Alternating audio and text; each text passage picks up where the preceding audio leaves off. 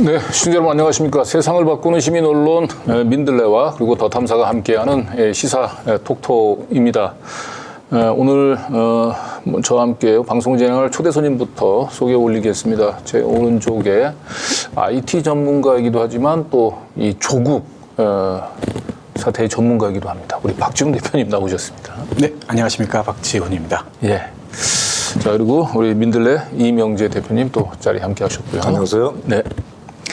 이 조국 대전, 조국 사태의 명명에 대해서 논란이 많은데 제가 오늘 조국 사태라고 얘기를 했는데 네.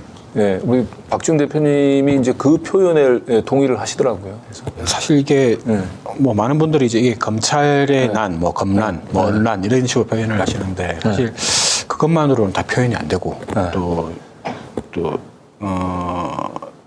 시사의 문제, 정치의 문제에 무관심한 많은 국민들이 사실 이게 같이 동조한 면도 있고 전체적인 우리나라 전체 총체적인 문제가 드러난 문제라서 이거 꼭 누구 탓이다라고 말하기도 힘들고 또 이제 뭐 예전에 이 원조격이라고 할 수 있는 드레피스 사건 같은 경우에 보면은 실제로 드레피스는 이제 그 피해자였음에도 불구하고 드레피스 사건이라는 이름이 이미 굳어진 이후로는 바꾸려는 시도를 하지 않지 않습니까? 우리 이제 우리나라에서 광주 사태라고 불렸던 그 아픈 기억 때문에 그것 때문에 이제 누군가 이름을 붙여 피해자 이름을 붙여가지고 사태라고 부르는데 좀 저하는 그런 게 있습니다만은.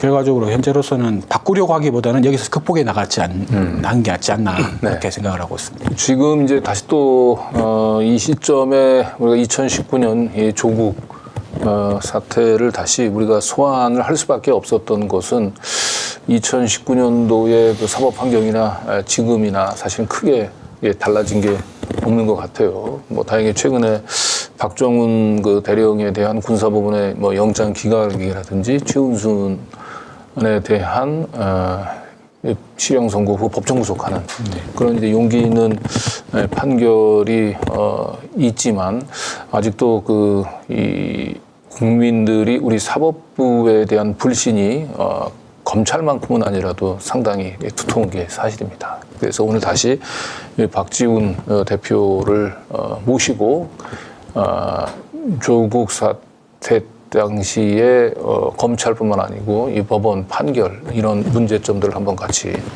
되짚어 보도록 하겠습니다. 자, 먼저 우리 세상을 바꾸는 시민 언론 민들레가 새로운 야심찬 기획이죠. 매주 월요일마다 주간 뉴스 이번 주도 어김없이 이재명 단식으로 주요 테마로 해서 방송을 했습니다. 이게 좀 시청자분들은 이제 조금씩 좀 많이 알려지고 있죠? 네, 많이 알려지고 있고 꾸준하게 주목해주는 분들이 늘고 있습니다. 네. 그래서 텍스트 기반뿐만 아니고 그 유튜브를 기반으로 해서 좀 민들레가 시민으로서 역할들이 더 커지길 바라면서 자, 오늘 이제 본 순서로 들어가 보도록 하겠습니다. 자, 최근에 아까 제가 언급했었던 우리 사법부에 대해서 국민들의 불신이 가시고 있지 않은 그 이유를 단적으로 보여주고 있는 윤미향 의원에 대해서 2심 판결이 있었습니다. 네, 수요일에 있었던 정말 충격적인 판결이었죠.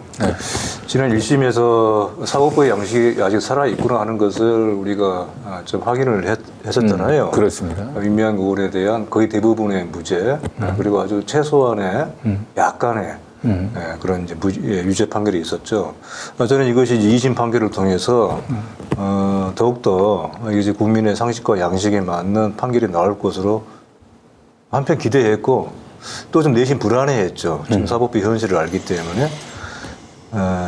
근데 불행하게도 이것이 1심에서 판결을 더욱더 그 양식을 확인시켜주는 방향이 아니라 거꾸로 1심의 판결 자체를 뒤집는 거꾸로 후퇴하는 판결이 나와서 정말 너무나 많은 사람들을 정말 주저앉게 했습니다. 결국은 1심 결과가 상당히 다 뒤집어졌던 것 같고요. 여러 가지 면에서 지적을 할 수 있겠는데 무엇보다도 이 재판부에 대한 우리 사회의 또 언론, 이른바 이제 보수 언론 그리고 뭐 법무부를 필두로 해서 뭐 사실 뭐 대통령부터가 그런 말들을 꽤 했죠.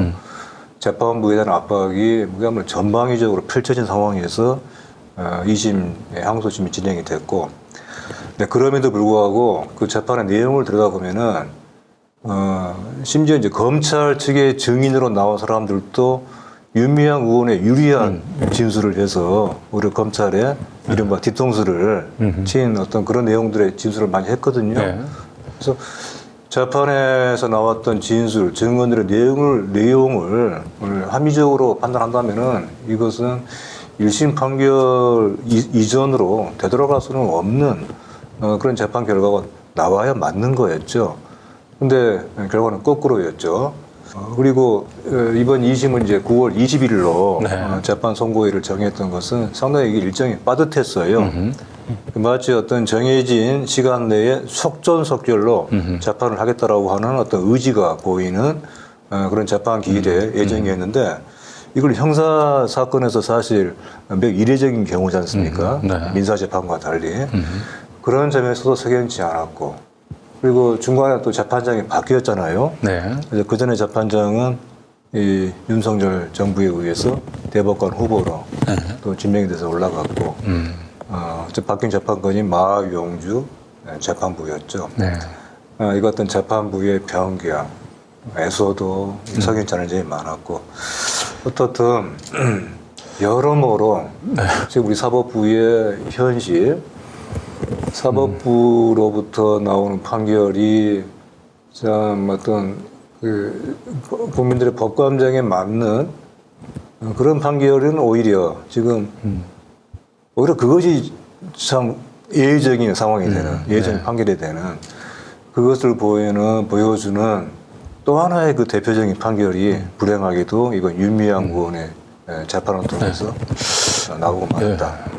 이 윤미향 의원이 사실은 이제 뭐 국내 극우 세력도 그렇지만 이제 일본의 그 극우 세력들에게도 사실 눈에 가시 같은 존재였고 이 위안부 그 가장 그 과거사 문제에서 핵심적인 사안이었던 이 위안부 할머니하고 그 수십 년간 동고동락했었던 이 윤미향 의원이 국회에 진출했다라고 얘기하는 건 사실은 일본 극우 세력들한테도 굉장히 엄청나게 큰 충격적인 그렇죠. 사건이었고 결국 윤미향 의원이 국회에 등원하자마자 윤미향 죽이기가 시작이 돼서 거의 지금 뭐 임기를 불과 몇 개월 남겨놓지 않은 동안 이런 극우 한국과 일본 양쪽의 극우 세력들 합작에 의해서 고초를 겪다가 결국은 항소심에서 참 안타까운 결과를 받아들였는데 이게 최근에 윤석열 정부의 친일을 넘어가지고 종일 이제 숭일 이런 흐름 속에서 흐름과 이 윤미향 의원에 대한 그 1심 판결을 뒤집은 2심의 실망스러운 판결들이 이게 다 무관치 않은 것 같습니다. 그렇습니다. 그러니까 지금 정부에 의한 친일과 종일, 숭일을 사법부에서 뒷받침하고 있는 것이죠, 결과적으로. 이번 재판에서 특히 납득할 수 없는 것 중에 하나가 바로 이거예요. 1심에서 왜 1억 원인가를 횡령했다라고 검찰이 이제 기소를 했지 않습니까? 그런데 그 중에서 일부 유죄로 인정을 하면서 이제 그걸 인정했던 것이 1,700만 원이었죠. 근데 그것도 대부분 다 원체 오래전 일이고 그리고 시민단체, 영세한 시민단체에서 이런 회계장부, 영수증 처리 같은 것이 상당히 허점이 될 수밖에 없죠. 그래서 그것을 어쨌든 필사적으로 모았어요. 그리고 거의 대부분을 다 찾아냈답니다. 어떻든 간에 많은 사람들의 어떤 그런 협조를 얻어서. 근데 거꾸로 그 1,700만 원의 횡령을 오히려 그것을 해소해 주기는 커녕 거의 8천만 원으로 4배 가깝게 그것이 부당 사용됐더라고. 그걸 거꾸로 판결을 한 거예요. 이거 이제 여기에 대한 상세한 그 판결의 내용, 그 재판의 판결의 이유는 나중에 나오겠지만은 일단 이것은 정말 납득이 가지 않아요. 우리 전지현 의원이 쓴 것처럼 여기에 쓴 것처럼 이건 도저히 이해가 안 가는 일이다. 자, 그리고 우리 또 민주 진보 진영에 있는 시민들을 참 실망시킨 또 다른 또 판결이 하나 있었죠. 바로 이제 최강욱 의원에 대한 우리 대법원 판결인데요. 이 부분은 우리 박지훈 대표님이 하실 얘기가 좀 많을 것 같아요. 예, 그렇습니다. 이게 사실 최강욱 의원이 기소된 자체가 이제 조국 사태의 유탄을 맞으신 건데 네. 이 증거라고 하는 것 자체가 정계신 교수의 PC에 대한 이제 위법적인 그 증거 수집 과정에서 이제 유턴으로 나온 거고 그걸 다시 별도의 압수수색 영장도 없이 또 최강욱 의원 재판에서 증거로 삼아가지고 계속 문제 삼았고 그래서 사실 그 인턴 증명서 딱 하나 때문에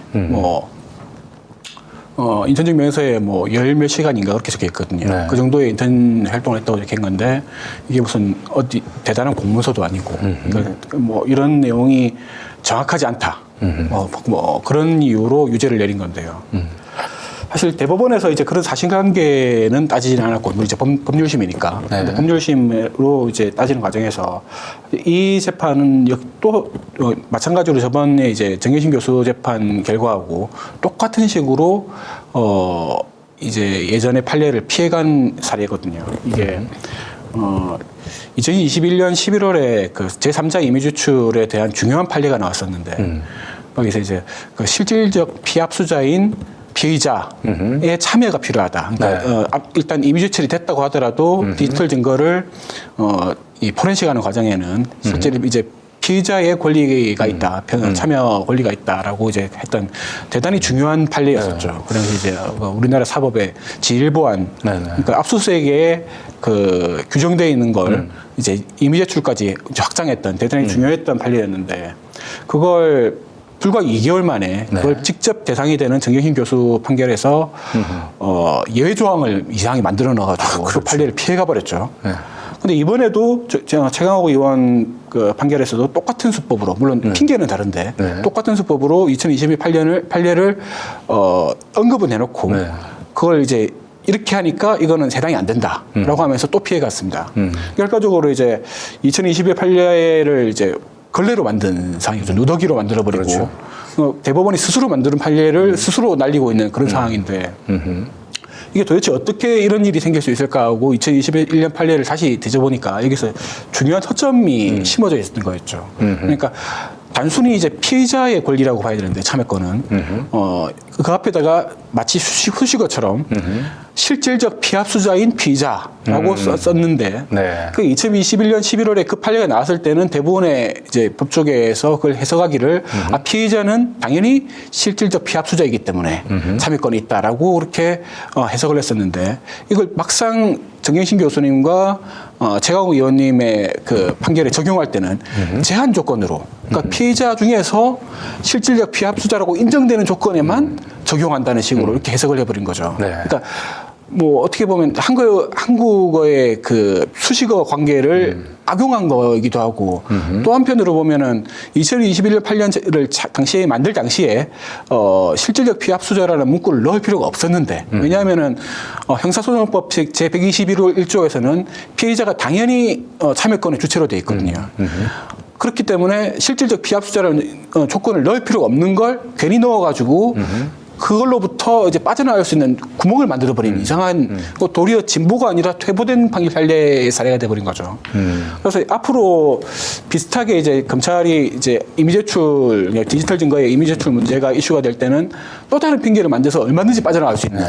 그래서 이건 대법원뿐만 아니라 앞으로 이제 두 번이나 반복됐기 때문에 하급심에서도 1, 2심에서도 핑계만 만들면은 무조건 다 빠져나갈 수 있는. 그래서 결과적으로 임의제출에 대해서는 검찰이 무제한으로 압수수색할 수 있고 피의자를 완전히 왕따시켜놓고 혼자서 이제 수사를 해서 뭐 밀어붙일 수 있는 그런 이제 엄청나게 큰 꼼수를 열어준 그런 판례가 돼버린 거죠. 또 한편으로 보면은 최강욱 의원 재판이 원래 이제 대법원에서 소부, 대법원 일부에서 이제 진행됐던 것이 전압으로 회부됐지 않습니까? 그게 지난 6월달 3개월 전에 했었는데 그 당시에 언론들의 반응은 이게 뭔가 좀 전원합의체로 회부된 것 자체가 뭔가 최강욱 의원 사건을 좀 하급심하고 달리 조금 무겁게 보고 신중하게 판단을 내릴 거라고 기대를 그렇게 기대를 하게 만들었었죠.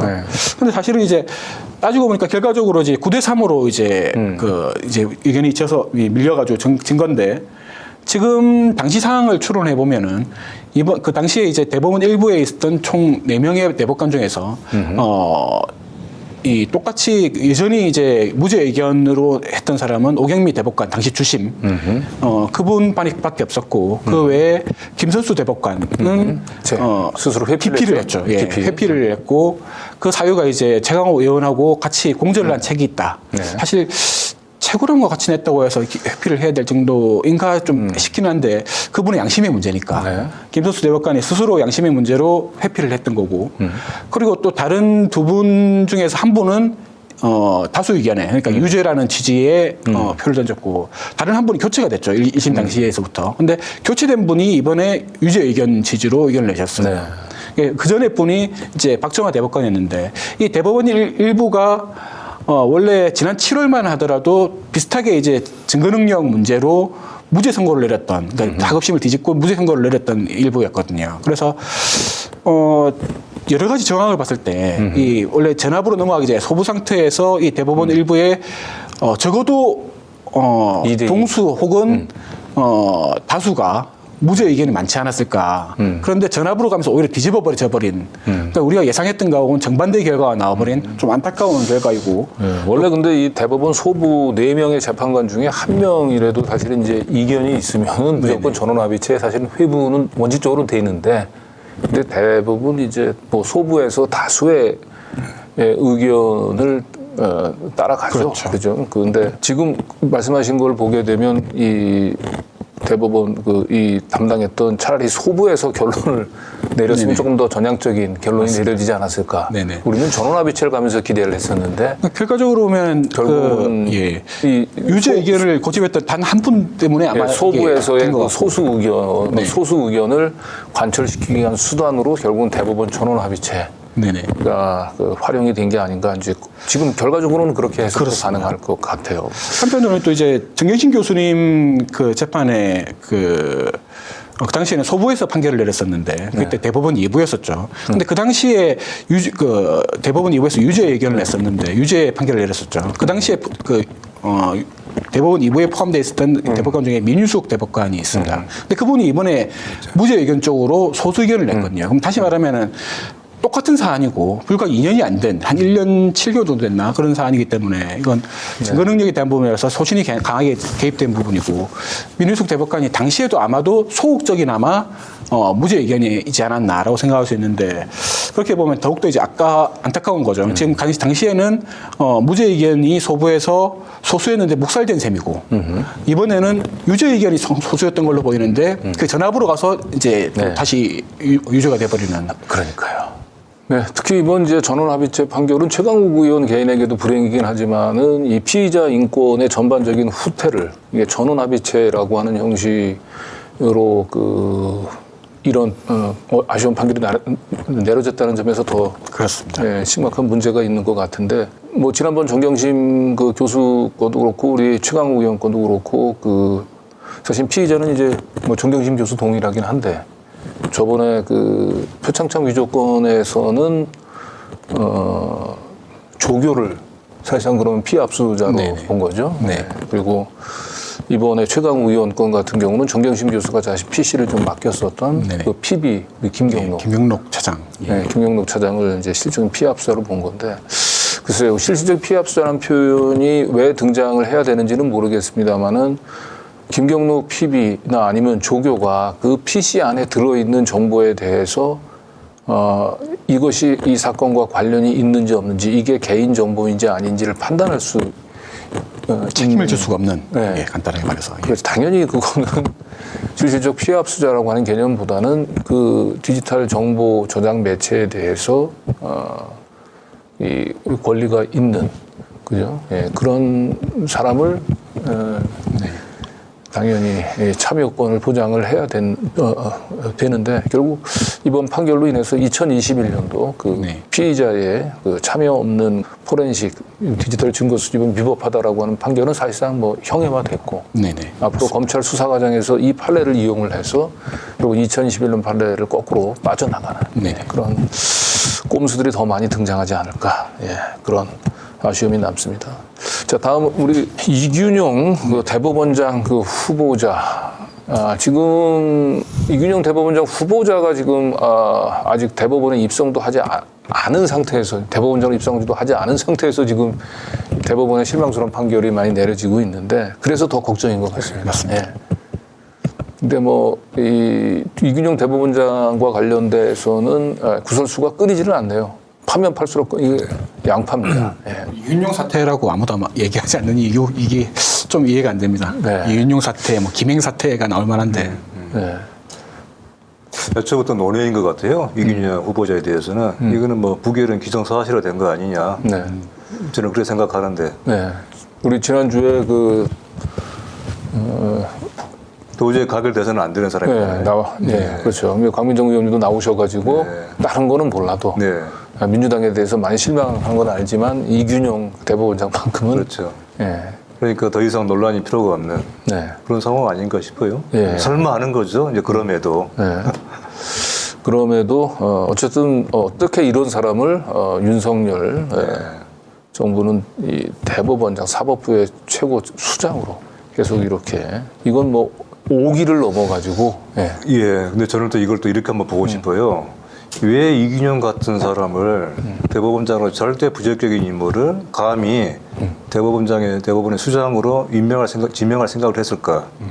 대통령이 사법부에 대한 경시가 없었으면은 이런 결정을 못했겠죠. 그렇게 보입니다. 그렇겠죠. 네. 이건 사법부의 자존심을 건드리는 거잖아요. 사법부의 그 자존감을 침해하는 거지 않습니까?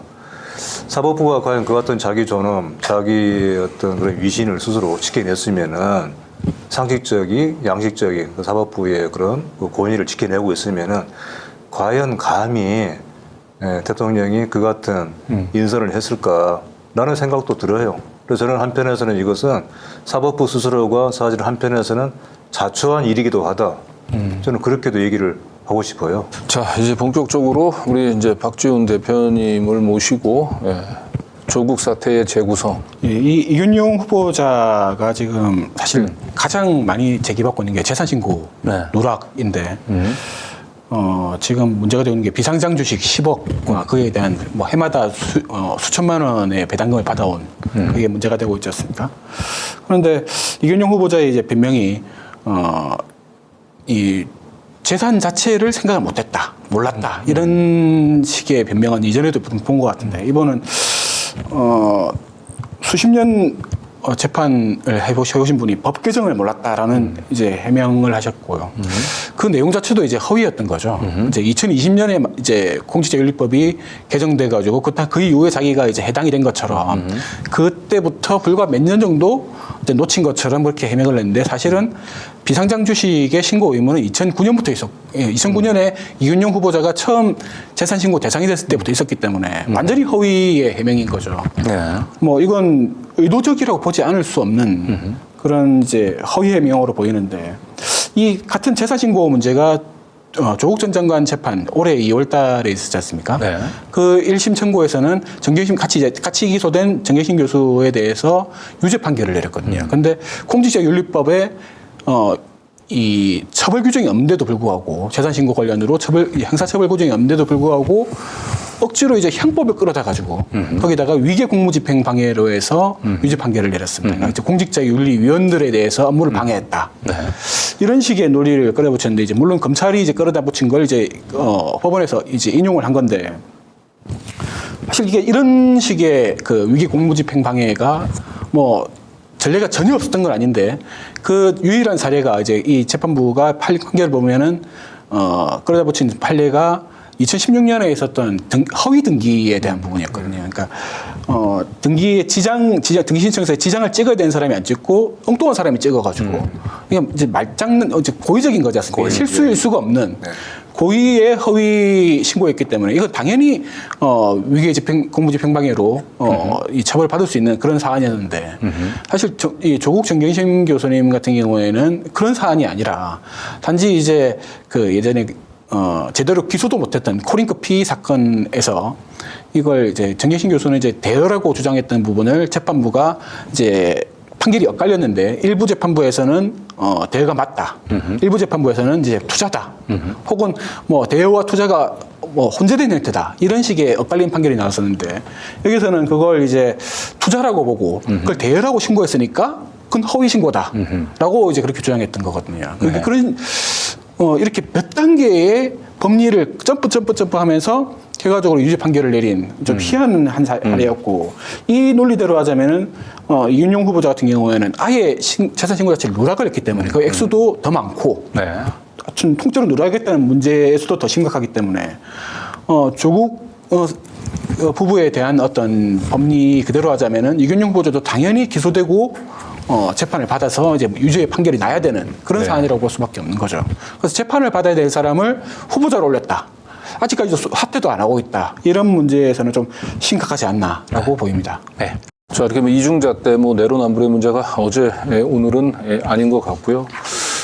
지금 다시 이제 본격적으로 2019년도 조국 사태 때로 한번 되돌아가 네. 보려고 하는 건데 우리가 이 조국 사태를 조망하는 것은 사실은 2019년 당시에는 많은 언론들도 그렇고 많은 국민들이 그냥 무대 위에 올려진 그 한 가족의 잔혹사에만 관심을 가졌고 그러나 지금 우리가 이 사법개혁이라는 차원에서 관심을 가져야 될 것은 그 무대 장막 뒤에서 잔혹극을 연출했었던 검사, 국힘당, 언론 등 네네. 그 무대 뒤에 감춰져 있던 사람들에 초점을 맞춰야 됩니다. 실질적인 더 무시무시한 범죄는 저는 무대 뒤에서 벌어졌던 걸로 보고요. 그런 의미에서 우리 박지원 대표님을 모시고 그런 무대 뒤에 벌어진 한 가족의 잔혹사 뒤에 무대 뒤에 벌어진 이 진실을 하나하나 한번 좀 파헤쳐 보도록 하겠습니다. 자, 먼저 이 조국 사태 때의 거의 출발점이라고도 할 수 있는 굉장히 중요한 분기점이었죠. 본격화된 시점이기도 하고, 예. 청문회 당일날 그 정경심 교수가 기소가 됐죠. 거의 자정 가까이 돼서. 네네. 시간은 11시 한 40분 정도였던가. 네. 10시 40분 정도였던 걸로. 네. 예. 그리고 정경심 교수가 기소가 될 거라고 하는 건 인사청문회에 위해서 국회에 출석한 조국 장관은 전혀 모르고 있었던 것 같고요. 네. 그러나 이미 그 당시 법사위원장인 여상규를 비롯해서 이 예. 여당 자유한국당 의원들은 알고, 자유한국당 의원들은 예, 다 예. 대부분 다 알고 있었어요. 계속 공격을 했었죠. 네. 예. 뭐 기소되면 사퇴하겠느냐라고 예. 공격을 했었습니다. 네. 이건 누가 보더라도 그 검찰이 이 정 교수에 대한 기소 방침을 이 정치권의 예. 정치적인 목적을 가지고 흘린 거죠. 네. 네. 그래서 근데 놀랍게도 그 당시에 검찰이 가지고 있었던 증거가 아무것도 없었고, 네. 9월 6일 한밤중 기소를 할 당시까지 검찰이 가지고 있었던 거는 최성의 일방적인 진술 하나밖에 없었습니다. 근데 최성애는 사실 위조됐다고 주장한 것도 아니었거든요. 자기는 발행한 적이 없다. 자기는 직인을 찍지 않았다라고 얘기한 거였고, 그 증언만으로 보자면은 그 이후에 추가로 밝혀진 것들이 부총장이 찍은 것들이 많이 있었고, 부총장이 결재를 한 것들이 많이 있었고, 그렇기 때문에 최성애의 일방적인 진술이 그다지 큰 의미가 있었던 건 아니거든요, 객관적으로. 그런데 그거 하나만 가지고 기소를 했던 거고, 검찰은 이제 9월 6일 기소 사실을 알린 다음에 9월 7일 새벽이죠. 뭐 자정부터 시작해서 한 2-3시간 동안에 보수 언론들을 중심으로 언론 플레이를 했던 게 충분한 증거를 가지고 있다라고 주장을 했었거든요. 사실은 그 당시에는 최성애의 불확실한 증거 외에 진술 외에는 아무것도 없었습니다. 전혀 아무것도 없는 상태였고. 그렇죠. 심지어는 9월 3일에 압수수색을 하고도 거기서 나온 게 아무것도 없었습니다. 관련 증거가. 그런데도 불구하고 충분한 증거가 있다고 이제 거짓말을 했던 거고, 나중에 그거는 이제 9월 17일인가에 처음에 이제 밝혀지기 시작하는데 아무것도 없이 기소했다라는 게, 이때만 하더라도 아주 뻔뻔스럽게 거짓말을 한 거죠. 그러니까 어쨌든 대통령이 조국 후보자를 임명하지 못하게 만드는 게 목적이었기 때문에. 그러니까 이건 뭐 사실 정치 검찰과 그다음에 검찰 출신의 뭐 국회의원들 비롯한 그 당시에 이 자유한국당과의 사실상 이건 뭐 범죄를 공모 정작 범죄는 그들에 의해서 자행이 된 걸로 맞습니다. 그걸 조금 더 이제 깊이 들어가 보는 부분이 그 다음 페이지인데요. 네, 청문회뿐만 아니고 사실은 모든 단계에서 자유한국당과 검찰은 유착한 깊숙이. 예. 간략하게 제가 설명을 드리자면은 조국 후보자의 지명이 8월 9일에 있었는데 그때부터 자유한국당은 계속 이제 시간 끌기로 나왔었죠. 물론 이제 청문회에 대해서 이제 시간 끌기로 나가는 건 뭐 흔한 일이긴 한데 이 당시에는 어떤 뚜렷한 목표가 있었던 게 아닌가. 그러니까 검찰을 위해서 시간을 벌어준 역할을 했습니다. 그러니까 8월 19일에 아예 자유한국당이 당 차원에서 8월 내에는 인사청문회 불가하다. 그렇게 딱 공언을 해놓고 시작을 했거든요. 그때부터 해서 이제 8월 26일에 되어서야, 그러니까 8월 말에 이제 되어서야 이제 인사청문회 일정을 다음 달 2일, 3일 이틀간으로 합의를 했었는데 그 바로 다음 날에 검찰에서 압수수색에 들어갔죠. 일제 압수수색, 수십 군데에 압수수색을 들어갔고. 그리고 그게 압수수색 끝나고 나니까 좀 이제 여론이 좀 안 좋아진다 싶으니까 9월 1일 날 자유한국당에서 인사청문회를 아예 무산시켜버립니다. 그러니까 민주당에서는 이제 그걸 그대로 가야 되니까 후보자 측하고 같이 협의해서 원래 예정됐던 9월 2일 날, 그러니까 인사청문회가 예정됐던 9월 2일에 그 인사청문회를 대신해서 기자회견을 가지지 않았습니까? 그래서 어떤 뭐 언론에서는 그걸 맹탕이었다고 하기도 하는데 사실은 이제 기자들이 맹렬한 공격을 펼쳤죠. 그렇습니다. 자기들이 할 수 있는 건 다 펼쳤고 뭐 열 몇 명 남짓한 청문위원 정도가 아니라 그 당시에 수백 명의 기자가 들어와서 자기들의 상상력을 다 풀어놨었거든요. 네. 그러니까 자유한국당을 대신해서 그 당시 이제 언론사 기자들이 사냥개 역할을 했던 거죠. 그렇죠. 1차로. 11시간이었던가 그렇게 계속하는 동안에 기자들이 교대로 들어왔습니다. 원래 그 당시에 민주당에서 이제 배부했던 비표가 한 150개 정도라고 하는데 실제로는 그 비표를 뭐 돌아가면서 쓰기도 하고 비표 없이 들어온 나중에는 이제 비표 없이 들어와가지고 질문하기도 하고 그렇게 하면서 실질적으로 앉아가지고 검증에 참여했던 기자들이 적어도 한 200명은 충분히 넘어가고 한 300명 가까이 되지 않았나 그렇게 보이는 상황이었거든요. 근데 그렇게 혹독한 검증을 겪고 나서 이제 사실 이제 인사청문회는 끝났다고 한 건데 그 다음 날에 이제 자유한국당이 이제 자기들이 이제 뭐 반박 기자회견을 한다고 하면서 이제 의원들 몇 명이 앉아가지고 했는데 이게 노출률이 안 나온 거죠. 그러니까 기자회견에서 이제 그 예상보다 훨씬 더 높은 기자회견 그 방송 청취율이 나왔고 반면에 이제 자유한국당은 뭐 바닥 수준의 그 시청률이 나오다 보니까 그걸 다시 뒤집으려고 했고 이제 다시 또 인사청문회를 하자고 네. 이제 뭐 이미 무산됐다고 선언해놓고 하자고 이제 쪼르기 시작했는데 추론을 해보게 되면 그 조국 장관 8월 9일 날인가 임명이 바로 네네, 지명이 됐었죠. 네. 그러니까 지명이 될 때부터 일단 그 윤석열 이쪽 검찰 쪽에서는 그 어떤 식으로든지 조국을 낙마시켜야 된다라고 네. 이제 결심을 한 것 같고 그래서 내부적으로 그 캐비넷을 열어서 쭉 본 것 같은데 이게 수사가 좀 당장에 자기들이 가진 그 자료를만 가지고 증거만 가지고는 조국을 엮어놓기는 좀 힘들다고 판단했던 것 같고 이럴 때 보통 검찰이 쓰는 수법이 자신들이 가진 자료들을 이렇게 정치권이든 언론에 좀 풀어가지고 여론으로 이제 그 여론몰이로 흠집내기를 하는 거죠. 그래서 이 청문회를 대신한 기자 간담회에 200명 가까운 기자들이 왔다는 얘기는 처음 들었네요. 그러니까 사나운 사냥개처럼 물어뜯었는데도 유효타가 별로 나오지 않았던 거죠. 예. 그래서 다시 한번 이제 자유한국당이 이제 기자들 이어서 인사청문회를 통해서 다시 한번 물어뜯기를 시도를 했는데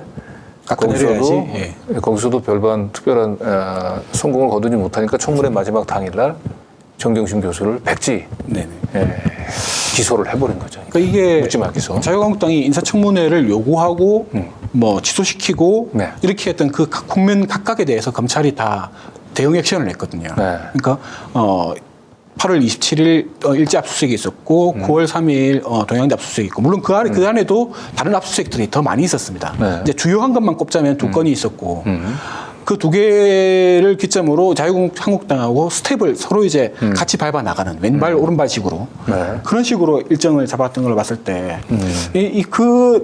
인사청문회 이전부터 미리 이제 공조를 해왔다라고 보이는 거고 심지어는 이제 청문회 당일에는 이제 예상규 법사위원장 자유한국당 소속이지 않습니까?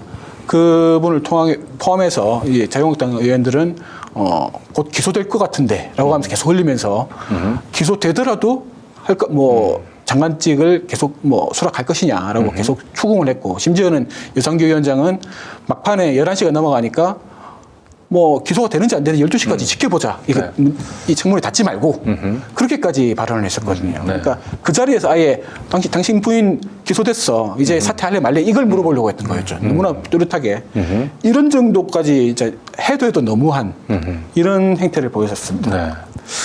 그러니까 나름대로는 이제 청문회에서 압박을 해서 그 스스로 사퇴하게 만들고 그걸 여의치 않게 되면 이제 정경심 교수 기소 카드를 들이밀자라는 거였고 그게 이제 잘 안 될 경우에는 이제 동양대 최성애 카드를 이제 써먹자라고 하는 내부 이제 시나리오가 있었던 것 같죠. 예. 그리고 동양대의 최성애가 이렇게 그 당시 윤석열 검찰에 적극적으로 협조하는데 저희는 우리가 관심을 가지고 지켜봐야 될 인물이 저는 이 정상명 전 검찰총장 봅니다. 정상명 전 검찰총장이 윤석열 김건희 씨 결혼할 때 주례를 받던 사람이기도 하고 또 동양대에 이분이 이사장을 맡았어요. 그래서 최성애하고 같이 학생들 상대로 그 배식을 하는 그런 것도 이제 사진에 있을 만큼 굉장히 그 최성애하고 굉장히 가까웠거든요. 그리고 윤석열 이 대통령 취임하고 난 그 첫날 그 이렇게 막 술에 대취해가지고 그 아크로비스타 앞에서 시민들하고 뭐 사진 찍고 그 난동을 부릴 그 당시에 술자리에 같이 참석했던 사람도 정상명으로 알려져 있거든요. 자, 어쨌든 지금 다시 한번 이렇게 쭉 시간표상으로 되돌아보면 정치 검찰은 조국 장관의 임명과 함께 어떤 식으로든지 조국은 끌어내려야 한다. 그리고 가능하면 자신들의 손에 피를 묻히지 않고 싶어 했는데 결국 그게 뜻대로 되지 않으니까 결국은 이제 무차별 공격 수사에 시작이 된 걸로. 기소에 이제 정경심 교수 기소 당시에 그 뒷얘기가 되는데요. 진짜 말도 안 되는 수사였던 정황들이 뒤에 이제 밝혀지기 시작한 거죠. 사실 생각해 보면은 뭐 표창장이 위조된 것 같다는 취지, 뭐 자기 입으로 위조란 말을 하지 않았습니다. 최성희가. 그런데 그 취지의 말을 내놓은 게 이제 최성희였고, 그런데 사실은 알고 보면은 검찰은 그러니까 최성희를 소환 조사하기 전보다 전에 이제 이미 동양대를 압수수색했거든요. 그리고 압수수색을 끝나기도 전에 이 언론에다가 했던 얘기가 이건 표창장이 위조됐다고 보이기 때문에 한 거다라고 하고 그날 밤에야 최성희가 인터뷰를 했습니다. 그러니까 이게 순서가 거꾸로 된 거죠. 그럼 다시 말해서 최성희가 미리 검찰하고 소통을 했고 공식 진술을 하기도 전에 어떤 정보 흘리기식으로 흘렸고 검찰에서는 그거 하나만 믿고 공식 진술도 없는 상태에서 동양대 압수수색을 했던 거죠. 뭐 많이 알려지지 않았습니다만 그때 동양대 외에도 서울대도 같이 압수수색을 했습니다. 똑같은 이제 표창장 관련인데요. 표창장이 제출됐다는 이유로 이제 서울대도 압수수색을 했었고요. 이렇게 이제 아까도 말씀드렸다시피 정경심 교수 1차 기소의 유일한 근거가 최성희의 진술이고 그 외에 아무런 증거도 없었습니다만은 9월 7일에 기소한 직후에 검찰이 새벽에 중앙일보에다가 자기들의 입장을 밝힌 기사가 있었는데요. 이제 그 아까 화면에 오른쪽 하단에 나오는 이제 중앙일보 기사 캡처 화면이 있습니다. 기사에서 검찰이 해명하기를 자기들은 이미 9월 4일에 그러니까 청문회 이틀 전이죠. 그때 기소 방침을 정했다라고 밝혔거든요. 그리고 구체적으로 인사청문회 일정, 9월 6일 인사청문회 일정이 정해지기 직전이었다고 그렇게 밝혔습니다. 이게 매우 구체적이어서 그게 사실로 보이는데 그런데 사실은 최성애의 진술이 9월 4일 저녁에 있었거든요. 7시 반이던가에 시작했습니다. 그러니까 최성애 조사를 해보지도 않은 상태, 그러니까 그때는 그야말로 아무것도 없는 상태였습니다. 손에 증거가 아무것도 없는 상태에서 기소 방침부터 정했다는 거죠. 이거 정치적인 목적이 아니라고 볼 수가 없는 거고 임명 제지라는 걸 부인할 수 있는 방법이 없는 정도의 그런 상태였던 거죠. 그리고 또 검찰은 이 중앙일보 기사에서 보다시피 왜 정경심을 소환 조사하지 않고 조사했느냐라는 이제 조국 당시 후보자의 항변에 대해서 소환할 수 있었지만 청문회를 앞두고 조사를 했더라면은 반발이 더 컸을 것이다 이런 식으로 해명을 했단 말이죠. 근데 사실은 9월 4일에야 그것도 9월 4일 밤부터 9월 5일 새벽까지 최성희를 조사했기 때문에 사실은 그 조사가 없이는 그 정경심 교수를 소환할 수 있는 방법이 없었고 근거가 없으니까요. 그리고 다음 날 9월 5일에 하려고 하더라도 소환 당일날 소환이 되지 않지 않습니까? 이 소환 통보란 당일날. 그렇죠. 거기다가 바로 다음 날은 청문회 당일이고. 그러니까 그것도 당연히 불가능하죠. 정혜신 교수 입장에서는 이 청문회 때문에 수사가 시작된 게 명백하기 때문에 난 청문회 봐야겠다라고 당연히 항변할 수밖에 없고. 그럼 9월 6일 날 소환조사 불가하고. 그러면 이제 청문회 이전에 소환 조사를 한다는 건 원래부터 불가능했던 거였습니다. 검찰 일정 부상. 그러니까 9월 6일 날 기소를 하겠다라는 그 방침을 정한 이상 그 전에 소환 조사를 하는 게 일정상 전혀 불가능했는데도 불구하고 할 수 있었는데 자기들이 뭐 안 한 것처럼 이렇게 얘기를 했는데 사실은 9월 6일 기소를 하기 위해서 소환 조사를 하지 않은 겁니다. 그러니까 그 시간표를 맞추기 위해서 아니 센 거짓말이었던 거죠. 네. 그러니까 어쨌든 이게 경찰은 그 당시에 조국 끌어내리기 위해서 그 다단계 이 기호를 밟아서 하나씩 올라갔던 것 같고요. 그러니까 이 청문회 때 그 뭔가 언론사 기자들에서 그 간담회에서 유효타가 안 나오니까 청문회로 넘어갔는데 그럼 청문회에서 뭔가 새로운 유효타가 나와야 되고 제가 보기에는 동양대에 대한 압수수색은 뭐 직접적으로 수사 목적도 있긴 하지만 동양대 압수수색을 통해서 얻어진 정보를 이걸 기소는 되지는 않는다 하더라도 다시 한번 정치권을 통해서 흘려서 맞습니다. 네, 조국 전 장관을 망신을 주기 위한 동양대 압수수색을 하고 그 직후에 그날 밤에 이제 KBS하고 중앙일보를 통해서 뭐 표창장 위조 의혹이 있다 이런 식으로 흘리기 시작했고 결국 그거 가지고 이제 기소를 했지 않습니까? 사실은 검찰은 9월 3일 이전까지만 해도 표창장 얘기는 꺼내지도 않았었거든요. 그전에는 이제 뭐 사모펀드가 어떠니, 뭐 광급공사가 어떠니.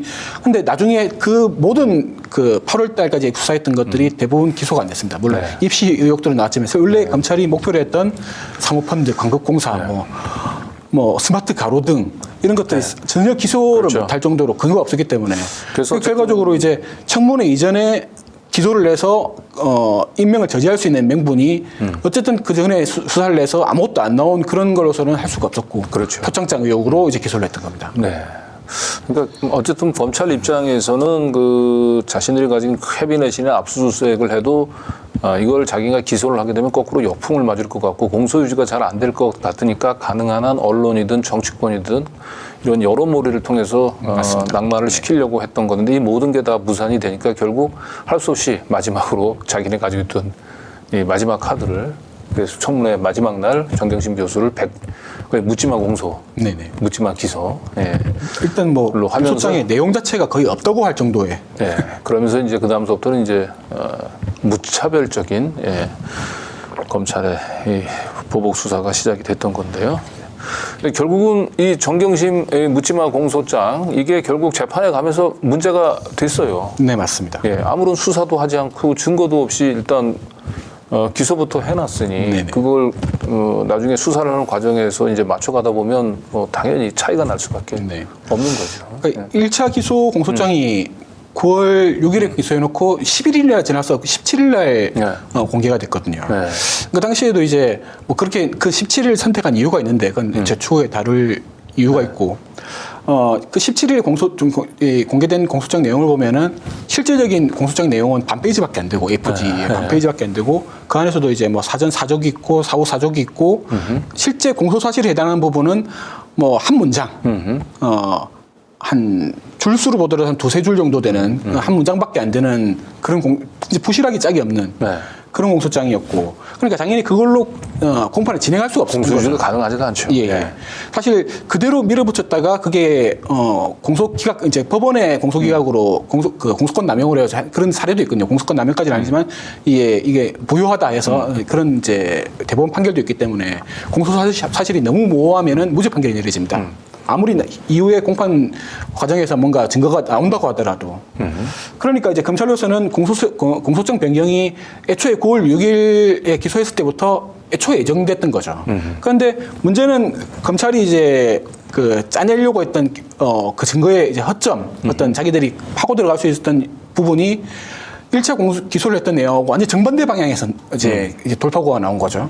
그러니까 그게 PC에서 파일을 조작해가지고 뭐 어떻게 했다라는 건데 문제는 그 방법도 다르지만 시기도 1년 가까이 뭐 9개월 이상 차이가 나고 장소도 뭐 동양대하고 정경심 교수의 자택, 방배동 자택으로 뭐 어마어마하게 멀고 공범도 있다 없다 이런 식으로 차이가 나고 완전히 다른 사건이 돼버린 거죠. 그래서 당연히 그걸 이제 공소장 변경을 신청받은 송인건 재판장이 그걸 내용을 검토하고 불허를 한 겁니다. 원래 이제 형사소송법에 공소장이 사실관계가 동일하지 않으면은 불허해야 된다라고 강제하고 있기 때문에 그게 다른 거였죠. 네.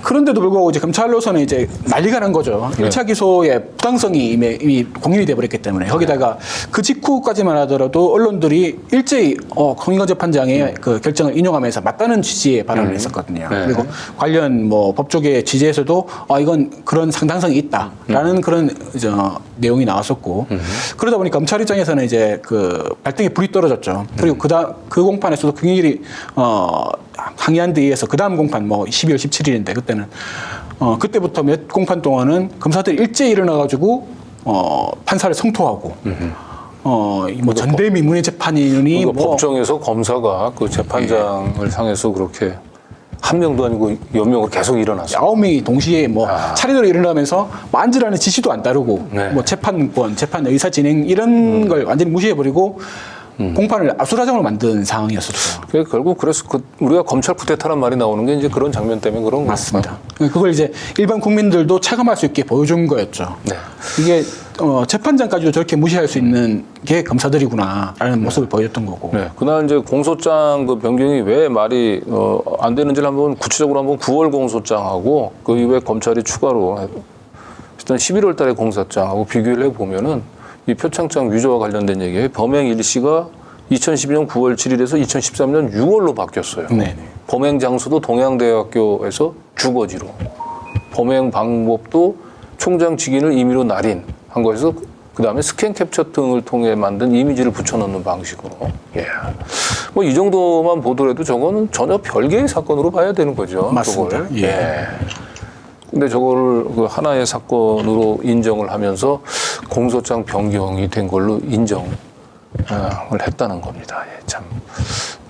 이건 뭐 진짜 전대미문의 사건과 판례로 남지 않을까 싶습니다.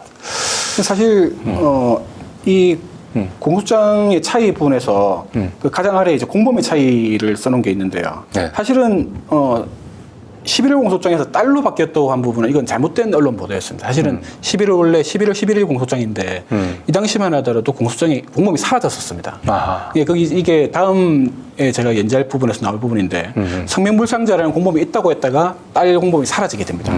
그리고 다시 또 추가 기소를 하면서, 그러니까 또 한 번 11월 공소장이 불어대니까 12월 17일에 추가 기소를 하게 되는데 그때 공범으로 들어가거든요. 네. 그럼 세 개의 공소장이 있었네요. 예. 세 개의 공소장이 동시에 진행이 됐고, 실제 그래서 1심 판결문을 보더라도 세 개의 사건명이 다 적혀 있습니다. 네. 그런데 이번에 조민 씨가 이제 공범이라고 해서 기소가 됐지 않습니까? 네. 근데 정작 이번에 기소해 보면 또 빠졌습니다. 그러니까 공범이 있다 없다로 지금 계속 바뀐 겁니다. 그리고 다른 공범이었다가 아니었다가 또 공범이 아니게 된 거죠. 근데 이 과정에서 법원에 어떤 판결이 있었던 것도 아니고, 왜냐하면 법원이 딸이 그 표창장 위조의 공범인지 아닌지에 대해서 판단을 내리지 않았거든요. 모른 척하고 넘어갔습니다. 네. 그런데 판단을 내리지 않으니까 검찰이 또 이번에는 슬쩍 빼버린 겁니다. 표창장 위조의 공범이 없는 거 없다고. 네. 그래서 조민 씨가 이번에 그 기소된 사건에서 이제 공소장을 보면은 다른 이제 그 위조 사문서 행사죄, 그러니까 제출했다라는 거기에만 들어가 있을 뿐이지 표창장 위조에 대해서는 언급도 없습니다. 이게 참 검찰이 그때그때 상황을 봐가면서 이제 계산기를 계속 굴리면서 공소장을 네. 작업을 하는 거죠.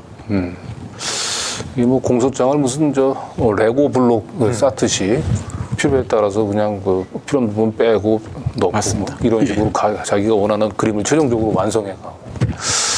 야, 이런 말도 안 되는 공소장 그 변경에 대해서 그 법학자로서 이런 공소장 변경 부분들을 옹호하면서 거꾸로 공소장 변경을 불허했던 재판장을 공격했었던 분이 있죠. 이충상 네. 교수, 판사 출신이죠, 이분. 예. 네네. 아주 대단하신 분이었습니다. 네. 네. 살다 이런 분은 처음 봅니다. 네.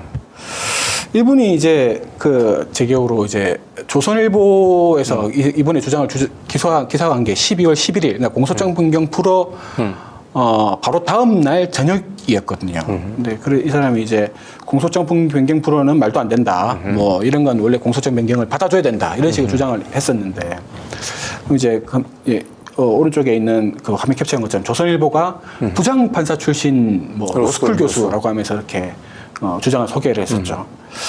근데 이 사람이 이제 그 이후에 12월 19일에 영남일보에 자기 주장을 좀 더 구체적으로 기고를 했는데 그 당시에 그 내용을 보면은 좀 어처구니가 없는 게 이제 여러 가지 판례를 제시해가지고 자기 주장이 맞고 소인권 재판장의 판단이 틀렸다라고 주장한 건데 사실은 거기에 공소장 변경을 허용한 경우와 불허한 경우에 판례들을 늘어놓은 거 보면은 사실 자기 주장하고 정반대였었거든요.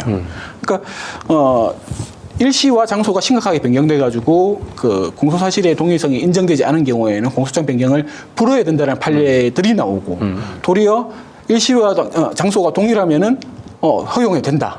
뭐 이런 식으로 판례가 나온 거죠. 그러니까 자기 주장과 정반대되는 판례들을 늘어놓고는 자기 주장이 맞다고 주장을 하는 그런 기사를 기고까지 한 거죠. 대단한 배포신 거죠. 이건 일반인들은 자세히 뭐 안 보면은 이게 무슨 말인지 못 알아들었겠지만 법학자들은 당연히 아는 거고 법조인들은 다 아는 건데 한번 훑어보기만 하더라도 말도 안 되는 헛소리를 했다 이렇게 느낌이 들었을 텐데 어떻게 그런 걸 대놓고 기고까지 해가지고 뻗댈 수 있었는지 저는 참으로 의심. 거기다가 그냥 뭐 장삼이사가 아니고 부장판사 출신의 로스쿨 교수라고 얘기하니까 어마어마한 상징 권력을 가진 인물이 된 거죠. 맞습니다. 예.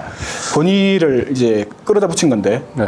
네. 근데 이분이 결국 판사 때 알고 보니까 재판청탁으로 법원장 경고를 받고 옷을 벗었어요. 기가 막힌 경력을 가지고 계시던 거죠. 대표 경력이라고 말할 정도로. 이분이 이제 자기 동창의 재판이 생기니까 그 재판에 자기 개입해가지고 후배 법관한테 뭐 판례가 이렇다라든지 뭐 법률적 의견은 이렇다고 하면서 자꾸 참견을 한 겁니다. 근데 그 담당 재판장은 자기 소신껏 실제로 재판을 내가지고 유죄 판결을 내려버린 거죠. 그러니까 그분한테 이제 동창분한테 불리하게 판결을 내리니까 다시 이제 좀 성질을 냈던 모양이에요. 이 판례가 이런데 왜 당신은 네 맘대로 이렇게 판결을 했느냐 하면서 이제 뭐 이제 타박까지 하는 법리 논장이라고 자기는 표현했다는데 이러다가 이제 그게 서울중앙지법원장으로부터 구두 경고까지 받았죠. 근데 사실 이 상한이 구두 경고로 그칠 문제가 아니지 않습니까? 그러니까 그걸 이제 한겨레 신문에서 당시 이제 2005년 9월 달이었는데 이제 그걸 기사화를 냈고 그게 크게 이제 이슈가 됐었던 상황이죠. 그래서 이게 그대로 덮이지가 않고 참여연대에서 그 다음 달, 그러니까 10월 달에 기자 보도 자료를 내면서 사퇴해야 된다, 정식 징계를 해라 이런 식으로 요구를 하게 됐습니다. 그러니까 이 사람은 입장에서는 이제 징계를 받거나 이런 상황이 돼버렸으니까 바로 다음 달 2006년 1월 달에 사퇴를 했거든요. 그러니까 사직을 했습니다. 법원에서 떠났죠. 그러니까 물론 이제 정황상으로 보자면은 뭐 증거는 없지만 정황상으로 보자면은 이 징계를 피하기 위해서 법관 징계를 피하기 위해서 사직을 했다라고 그렇게 보일 수밖에 없는 상황인데. 이제 조선일보나 중앙일보 등이 이제 이 사람의 이제 의견을 인용해가지고 조국 관련 재판장 뭐 영장판사들을 공격할 때는 그런 이력들은 싹 지워버리고 마치 존경받던 부장판사, 존경받는 이제 로스쿨 교수가 그런 주장을 한 것처럼 이제 세탁을 한 거죠, 사실상. 네. 이게 방송에서 보면 왜 이렇게 그 퀴즈 프로그램 같은 경우 그걸 퀴즈 프로그램을 진짜 출연자들이 나와서 열심히 머리를 짜내서 푸는 거로 생각하는 사람처럼 이렇게 어리석은 사람이 없다. 누가 이런 얘기도 했어요. 실제로 그런지는 모르겠는데 다 그 짜여진 각본에 따라서 이제 퀴즈 쇼가 진행이 되는 건데 그걸 모르고 굉장히 진지하게 시청하시는 분들을 이제 바보 상자에 비투하고 했는데 이 재판도 사실은 보면은 실제로 이 기득권들은 사실은 법정 안에서 서면과 그 심리로 사실은 승부를 보려고 하질 않죠. 네, 대부분의 실질적인 승부는 이 법정 바깥에서 누가 더 그 판사의 영향력을 행사할 수 있는 이 효과적인 자원들을 동원할 수 있느냐. 여기서 대부분 좀 승부가. 그래서 이걸 그냥 이제 사법 거래라고 얘기하는데 좀 씁쓸합니다. 이런 사법 거래로 옷을 벗었던 이충상 교수가 거꾸로 조선일보의 어마어마한 이 부장판사 출신의 로스쿨 교수로서 이분이 이제 결과적으로 지금 이제 그렇게 조국 사태에 개입했던 그 경력으로 자기는 곧바로 다음에 2020년 3월에 그 총선에 비례대표에 그렇군요. 신청을 했고 거기서 이제 선발이 안 되니까 그 다음엔 또 이제 뭐 여러 단계를 거쳐가지고 또 윤석열 대선 캠프에 투신을 하고 다시 또 뭐 사법위원장이었던가 이런 걸 맡아서 이제 한 자리를 한 다음에 또 그 다음에는 이제 지방선거에도 개입해서 누군가 뭐 조배숙이었을 겁니다. 조배숙 지방선거에 그 총괄선대위원장을 맡아가지고 또 이제 계속 이런 식으로 일관되게 계속 이제 정치권을 기웃거렸던 겁니다. 그리고 결국은 이제 작년에 10월달에 한 자리를 차지했죠. 그게 인권위 상임위원이었습니다. 네, 이런 분이 인권위 상임위원을 하고 있으니 인권위가 제대로 돌아가기가 있겠습니까? 그 당시부터도 인권단체들이 주요우리나라의 주요 인권단체들이 격렬히 반발을 했었거든요. 네. 재판 그 압력 행사의 사례도 있고 재판에서 인권을 무시한 그런 사례도 있었기 때문에 그런데도 불구하고 이제 강행을 했던 거고. 이런 약점과 그 흠이 많은 분들이 윤석열 정권에서는 그 공직 후보 적임자예요. 맞습니다. 흠이 많을수록 아무래도 말을 잘 들을 수밖에 없기 때문에.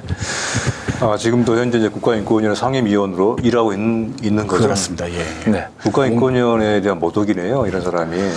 사실 이분이 이제 국가인권위에 대해서 계속 이제 문제 발언을 일으키고 하다가 올해 2월달에 이제 추가 이제 그 다른 그 대통령 추천에 인권위원회 이제 들어오니까 이제 2대2 구도가 되면서 사실상 이제 인권위를 이미 무력화시키고 있는 지금 이충상 같은 사람이 상임위원으로 앉아서 사실 인권위가 지금 저 꼴이 되고 있는 데는 사실 인권위 자체의 책임도 없다고 말할 수가 없는 상황인 거죠. 왜냐하면은 2020년 초에 그 인권위에 그 진정이 접수됐던 게 조국 사태라고 불리는 게 이 검찰의 수사 행태와 자유한국당의 무차별적인 공격에 대해서 조사를 해달라고 하는 그런 진정이 접수됐습니다. 그러니까 광주대 은호군 교수님이 한번 접수를 했었고 다시 추가로 다른 여러 이제 시민사회 원로분들이 합세해가지고 인권위 진정을 했습니다만은 당시 이제 저도 당시에 이제 뭐 그걸 지켜보기 위해서 같이 갔었기도 했습니다. 근데 그 같은 이제 진정을 사실상 그 당시에 그 인권위가 제대로 조사를 하지 않고 한 차례 뭐 조사한다면서 부르기는 했습니다만 그 이후로 실질적인 진행을 전혀 하지 않고 몇 년이 지났고 그 이후에 또 인권위원장이 이제 교체된 이후에도 사실상 아무런 액션이 없다가 결과적으로 그냥 각하해 버렸거든요. 아무런 조사를 하지 않은 상태로. 만약에 인권위가 그때 좀 발빠르게 이 검찰의 수사행태에 문제가 있다라든지 이런 식으로 어떤 권고안이라도 한번 내줬다고 하면은 물론 그걸로 인해 가지고 뭐 여론이 크게 바뀌었다고 하지는 않더라도 우리가 알다시피 지난 대선에 표 차이가 박빙이었지 않습니까? 그래서 많은 사람들이 이제 이게 조국이 죄가 있는 거야 없는 거야 아니면 조국한테 저렇게 되는 거야 아닌 거야 헷갈릴 때 거기에 어떤 기준을 제시할 수가 있었고 그래서 어쩌면은 다른 결과가 나올 수도 있었을지 모르는 지난 대선에서 사실 인권위가 결과적으로 방조자로서 일조한 셈도 된다라고 볼 수 있습니다. 그리고 물론 그게 인권위만의 그 피해가 아니라 대한민국 인권 상황 전반의 피해로 돌아온 그런 결과가 됐습니다. 그러니까 그 지난 대선을 되돌아보면 그런 아쉬운 포인트가 한두 군데가 아니에요. 그렇습니다. 예전에 그 나폴레옹이 그 워터로 전쟁에서 패배한 데는 뭐 24가지인가 또 원인이 있다고 얘기하잖아요. 그 중에 단 한 가지만 그런 일이 일어나지 않았다면 나폴레옹이 전투에 질 수 없었다라고 얘기를 하는데 참 지난 대선을 되돌아보면 이런 아쉬운 대목도 또 있었군요. 이렇게 우리 이충상 교수 얘기하다 보니까 열이 팍 오르는데 여기서 잠깐 열을 좀 식히면서 다음으로 넘어가도록 하겠습니다. 광고 말씀 전하고 다시 찾아오도록 하겠습니다. 시민이 만드는 사회 공익 채널 시민 언론 더 탐사 다시 시작합니다. 더 탐사를 응원하는 가장 스마트한 방법. 쇼핑이 후원이다. 더 탐사몰. 하지 마요. 쇼핑이 후원이다. 쇼핑이 후원이다. 더 탐사몰.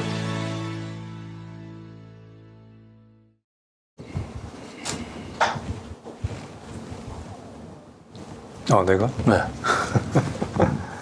네, 광고는 광고 훈장. 네, 오늘 소개해드릴 제품, 그동안 몇 번 소개해드렸죠. 이게 원투스 클리닉 제약인데요. 시온 메디컬에서 나온 원투스 클리닉 제약입니다. 네, 이렇게 작은 것도 있네요. 예. 예, 특히 이제 잇몸이 약한 분들께 참 좋다고 하고요. 잇몸에서 자주 피가 나거나 또 잇몸 염증으로 입냄새가 심한 경우, 또 차가운 음식이 들어가면은 이가 시려서 고통받는 분들께 강력히 추천할 만한 그런 치약입니다. 네, 이렇게 대용량도 있고 이렇게 그 여행용으로 이렇게 작은 아주 앙증맞은 포장으로 되어 있는 겁니다. 딱 일주일만 좀 사용해 보시기 바란다고 하는데요. 일주일이면 충분히 그 효과를 체험할 수가 있다고 합니다. 잇몸을 보호하고 치태를 제거하는데도 아주 효과가 크다. 그런 효과가 큰 칫솔, 원투스 클리닉 칫솔도 있습니다. 가격이 좀 사실 만만치가 않네요. 이 가격이 치약 비쌉니까? 하나가 16,500원인데 16,500원이면 저 소중한 치아를 보호하는데 충분히 투자할 네. 수 있을 것 같습니다. 네, 가격이 비싼 이유가 좀 있다고 합니다. 그 써보신 분이면 충분히 그 가치를 인정하실 거라고 하고요. 네, 실제로 여기 그 치약도 색깔이 검은데요. 이렇게 쭉 제가 이렇게 뽑아보니까 이렇게 여행용 칫솔로. 네. 네. 냄새도 상당히. 냄새가 좋다고 드시지는 마시고요. 예. 이게 또 대용량, 또 작은 용량 이렇게 합해가지고 프리미엄 패키지로는 23,000원. 또 원투스 칫솔 6개짜리 세트에는 21,000원. 가격이 좀 비싸서 부담이 가신 분들이 꽤 계실 것 같은데, 구매 수량 증정 이벤트, 또 후기 이벤트 등 다양한 이벤트도 함께 펼쳐지고 있으니까 더 탐사몰에서 확인해 보시기 바랍니다. 네. 네. 마지막 멘트가 있잖아요. 클로징 멘트. 쇼핑이 후원이죠. 더 탐사몰. 예. 이상은 우리 광고 훈장 우리 이명재 대표님의 광고였습니다. 오늘도 시민언론 더 탐사 그리고 스튜디오 더 탐사 두 군데를 통해서 동시에 라이브 진행 중이고요. 스튜디오 더 탐사에서 구독, 좋아요, 알림 설정도 잊지 말아 주시기 바랍니다. 예, 그리고 스튜디오 더 탐사 스태프들이 저한테 간곡히 부탁을 했습니다. 스튜디오 더 탐사 구독과 함께 슈퍼챗 후원도 부탁드리도록 하겠습니다.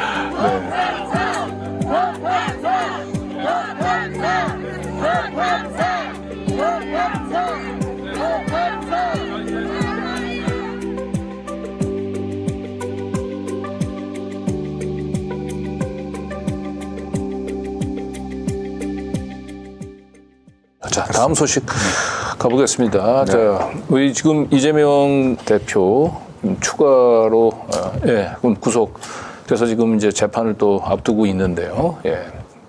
백현동 네. 사건에 네. 백현동 사건에는 로비스트 김인섭이 등장합니다. 대장동에 유동규가 등장한다면은 검찰이 이제 이재명 대표에 대해서 영장을 청구하면서 내놓은 영장 청구서를 좀 민들레에서 한번 상세하게 분석을 해봤어요. 그게 혐의가 두 가지잖아요. 백현동, 이른바 백현동 사태, 또 하나가 이제 그 쌍방울, 대북 송금 사건, 로비 사태 두 가지인데 이 영장 청구서가 142쪽이더라고요. 상당히 작지 않은 분량인데 하지만 이 혐의를 생각을 하면은 사실 이게 꼭 많은 건 아닌 것 같아요. 근데 142쪽인데 이것이 뭐 상당한 분량이라 하더라도 이걸 하나하나 따져보면은 이게 굉장히 가벼운 거예요. 여기에 적시가 된 혐의를 뒷받침하는 근거들을 하나하나 짚어보면은 대부분이 다 어떤 그 추정들, 억측들, 또 무리한 연결, 그리고 논리적인 비약, 투성인 거예요. 검찰발 소설을 읽는 느낌이었어요. 그래서 이걸 사실 수준이 떨어지는 영장 청구서를 제대로 보는 사람들은 이것은 어떤 이재명 대표에 대한 영장의 청구가 필요한 것이 아니라 수개월 동안 대거 검찰 인력을 동원해서 벌인 수사의 결과가 겨우 이 정도이냐. 그리고 이 정도의 결과를 가지고 야당의 대표를 체포하려고 하느냐. 사실은 거기에 대한 탄핵의 근거이다. 좀 그렇게 봐야 한다고 봐요. 거꾸로. 거꾸로이죠, 오히려. 그러니까 검찰 자신이 스스로 검찰 자기 자신을 탄핵할 근거를 스스로가 자기 입으로 지금 얘기하고 있다. 그래서 그렇게 얘기가 마땅하다고 보는데 문제는요. 민들레가 지금 이것을 우리 이렇게 많은 인력이 아닌데 두 명의 기자가 우리 김성희 기자와 또 우리 민들레 기자는 소속은 아니지만 허지현 기자가 이제 각각 나눠가지고 분석을 한 거지 않습니까? 근데 그 수많은 인력들 언론사에 그래서 이른바 이재명 사태에 대해서 그야말로 지면을 도배하다시피 하고 있는 그 언론들은 이 영장 청구서가 가지고 있는 그 내용들에 대해서 허점들에 대해서 이렇다 할 분석이 없는 거죠. 네. 거꾸로 그냥 뭐 최고 무기징역 선고도 가능. 네. 예, 그 부분만 그게 또 영장 청구서에 있으니까 그것만 뽑아서 뭔가 그동안에 언론에 알려지지 않은 새로운 수사를 통해서 밝혀진 사실들을 기대했는데 네. 그런 기자들을 쭉 보면서 너무나 실망했을 거예요. 그렇습니다. 네. 그래서 한편으로는 민들레와 같은 작은 언론사가 이런 보도, 이런 분석을 하는 것이 네. 결과적으로는 다른 언론사가 보도하지 않은 것을 단독 보도하는, 사실상 단독 보도하는 이런 참 어처구니 없는 아이러니가 지금 벌어지고 있는 것이죠. 네. 그리고 대장동보다도 이 소설의 수준이 현저히 떨어지는 게 이 백현동 사건에 있어서는 그나마 대장동은 이제 그 정진상이나 김용 두 사람한테 유동규가 돈을 건네는 장면들이 장면이 구체적으로 장소와 일시해서 묘사가 되거든요. 네. 이 백현동에는 그게 없어요. 그렇죠. 그냥 정바울이라고 하는 사람이 이 로비스트 김인섭한테 200억을 주면서 그 중에 뭐 100억은 뭐 내가 갖고 나머지 100억은 두 사람한테 간다. 그렇습니다. 근데 결국 두 사람이 뭐 이재명이니 뭐 정진상이니 이런 얘기를 한 것도 아니고 재판정에서는 또 이와 관련된 또 얘기도 또 당사자들은 또 부인을 했고요. 그게 결국은 백현동의 이 어마어마한 용도 변경 특혜는 그냥 김인섭이라는 사람이 선거 때마다 이재명 후보를 도와줬으니까 거기에 대한 보은 뭐 담내 차원에서 어마어마한 그런 용도 변경 특혜를 해줬다라고 하는 건데 이건 뭐 그렇죠. 이제 성남시장 시절에 이재명 시장이 오히려 용도 변경 요구를 계속 반려한 것을 용도 변경 계속 국토부에서 반려했죠. 당시 박근혜 정부 때 국토부에서 계속 이렇게 나오지 않습니까? 24차례나 공문을 보내서 용도 변경을 해달라고 요구를 했지 않습니까? 결국 이제 이것이 어떤 용도 변경이 문제라고 한다면은 이 용도 변경의 주범은 이재명 시장이 아닌 것이죠. 당시 박근혜 정부였다는 것이죠. 그리고 아마도 지금 조사를 그 당시 해보면은 그 공공기관 이전이 예정돼 있던 이제 그 지자체들이 여러 곳이 있을 거예요. 그런 지자체들도 다 비슷한 압력을 받아가지고 결국은 이걸 민간에 이제 헐값에 빨리 팔아 넘기기 위해서는 이제 이런 이제 공공기관의 중앙 부처의 압력을 받아가지고 이런 비슷한 일들이 비일비재하게 일어났을 것 같은데 특히 당시 박근혜 정권 때는 부동산 그 시세를 계속 올리기 위해서 각종 정책을 했었죠. 적극적인 부양을 했죠. 네네. 그리고 뭐 취득세 등록세를 감면해주거나 아예 없애버리거나 하면서 일시 감면하면서 부동산을 자꾸 띄우려고 했던 그 정책의 일환이 아니었던가 그런 생각을 하게 됩니다. 그리고 뭐 이재명 대표도 얘기했지만 실질적인 배임은 그 용도 변경되고 난 뒤에 용도 변경 전에 감정 가격으로 땅을 팔아 넘겼던 한국식품연구원이 배임이다. 근데 한국식품연구원은 왜 그런 말도 안 되는 어리석은 일을 했을까? 당연히 한국식품연구원이 아니라 위에 누군가 압력을 행사했을 거고 이로 인해서 떨어진 돈 1,300억 원 중에 1원 한 푼도 이재명한테 흘러간 걸 규명해내지 못했는데 그러면 그 1,300억을 그 사업을 시행했었던 정바울이라고 하는 한 민간 사업자가 다 먹었겠냐. 결국은 이런 말도 안 되는 이 특혜를 이런 부지 매각을 가능케 했었던 외부 세력들이 결국은 그 1,300억 중에 상당 부분을 그게 흘러 들어갔을 거고 검찰이 규명해야 될 곳은 그 부분인데 그 부분들에 대한 수사는 일체 언급이 안 돼 있죠. 국토부라든지 박근혜 대통령, 박근혜 당시 이름도 한 번도 등장하지 않고요. 자, 그럼 다음 대북 송금 넘어가. 대북 송금에 대한 의혹도 마찬가지죠. 네. 결정적인 지금 관계자가 김성태 쌍방울 회장이지 않습니까? 이재명 지사와 김성태와의 관계에 대한 직접적인 입증은 전혀 된 게 없어요. 단지 이제 이화영 부지사, 병합부지사이죠. 이화영 병합부지사와 김성태와의 관계, 그것을 근거로 해서 어떤 막연한 기대를 한 것을 마치 어떤 기정사실인 것처럼. 그래서 여기 나와 있지만은 이화영 지사가 통화를 하면서 이재명 지사가 통화를 하면서 이제 김성태 회장과 바꿔준 건 이 하나를 가지고 그 바꿔줘서 통화했다는 것도 지금 사실 명확지는 않아요. 그런가요? 네. 그런데 어쨌든 직접 만난 거는 이제 검찰 스스로도 밝혀내지 못했고 없었던 거죠. 그렇습니다. 그리고 통화를 했더라도 이제 어떤 밝히고 있는 것, 얘기하고 있는 것은 의례적인 인사말 정도였지 않습니까? 근데 이거 하나를 가지고 대북 송금 대응을 했다고 하는 것으로 논리를 비약을 하고 있고 또 이른바 이제 북한에서 받았다고 하는 그 영수증 그럼 영수증에 대한 언급도 근거도 네, 구속영장이 영장 청구서는 없죠. 없어요. 아니 그리고 누가 북한에서 그 돈을 받으면서 영수증을 끊어준다는 것 자체가 코미디 아닙니까? 그렇습니다. 그러니까 이제 검찰발 설로 나왔던 것들이 그 영장 청구서에는 일절 등장하지 않는 거예요. 예. 자, 그래서 우리 그 허재현 기자가 그 굉장히 중요한 점을 지적을 했죠. 제3자 뇌물죄로 이게 적용이 됐는데 청탁하는 이와 받는 이간에 공통된 인식이나 양해가 있어야만 유죄가 인정된다. 이게 이제 결정적인 전제가 되는 것인데, 그러니까 청탁하는 이제 김성태 회장이겠죠. 막연한 기대. 그 전화 한 통 한 뭐 이재명 대표하고 네. 사이가 그 정도인데 뭘 그렇죠. 구체적인 청탁하고 뭐가 또 양자가 무슨 깊은 그렇습니다. 얘기를 했겠습니까? 예, 막연한 기대. 그러니까 이재명 지사가 나의 강력한 후원자이고 나의 대북 사업에 대해서 나를 철저하게 봐줄 것이다. 이런 막연한 기대를 설령 우리 김성태 회장이 했다고 하더라도 그 같은 막연한 한쪽의 막연한 기대만으로는 성립할 수가 없다는 것이죠. 제 3자 뇌물죄는. 예. 네. 자, 그럼 다음 소식 한번 좀 넘어가 보도록 하겠습니다. 이번에는 이제 외교 안보 현안이죠. 동해가 지금 이제 저펜 C가 된 지가 참 오래됐는데 우리 정부는 지금도 이 부분들에 대해서 입 한 번 제대로 뻥끗하지 않습니다. 이제